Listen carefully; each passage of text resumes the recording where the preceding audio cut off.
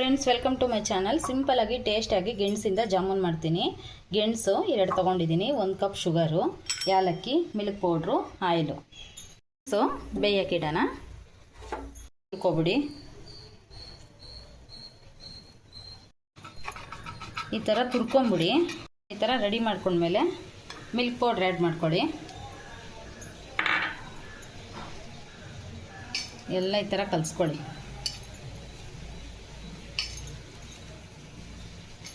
Water ಏನು ಹಾಕಬೇಡಿ.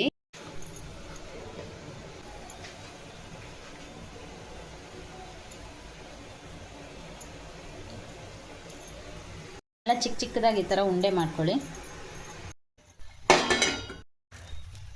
Oil ಹಾಕ್ಕೊಳ್ಳಿ. ಅದಕ್ಕೆ ಇದನ್ನು ಹಾಕ್ಕೊಳ್ಳಿ.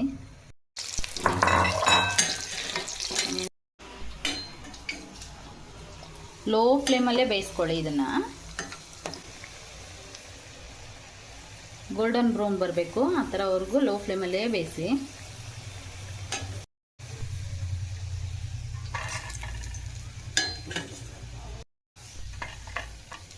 5 ನಿಮಿಷ ತಣ್ಣಗಾಗಲಿ.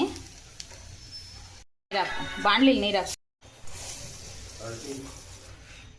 ಪಾಕ ರೆಡಿ ಮಾಡ್ಕೊಳ್ಳೋಣ. ಜಾಸ್ತಿ ಗಟ್ಟಿಯಾಗಿ ಪಾಕ ಬೇಡ. ಜಾಮೂನ್ ಮಿಕ್ಸ್ಗೆ ಯಾವ ಥರ ರೆಡಿ ಮಾಡ್ಕೊತೀವೋ ಆ ಥರ ಪಾಕ ಆದರೆ ಸಾಕು. ಸ್ಟವ್ ಇಳಿಸ್ಕೊಂಬಿಡೋಣ. ಪಾಕನೂ ತಣ್ಣಗಾಗಬೇಕು, ಇದು ತಣ್ಣಗಾಗಬೇಕು. ನಾನು ಬಾದಾಮಿ ಸ್ವಲ್ಪ ಹಾಕ್ತಾಯಿದ್ದೀನಿ. ಟೇಸ್ಟಿಯಾಗಿರೋ ಗೆಣಸಿಂದ ಜಾಮೂನ್ ರೆಡಿ. ತುಂಬ ಟೇಸ್ಟಾಗಿರುತ್ತೆ, ತುಂಬ ಹೆಲ್ದಿ ಫುಡ್ ಇದು. ನಾವು ನಾರ್ಮಲಾಗಿ ಮಾಡಿದ್ರೆ ಬೇಯಿಸಿದ್ರೆ ಮಕ್ಕಳು ತಿನ್ನಲ್ಲ.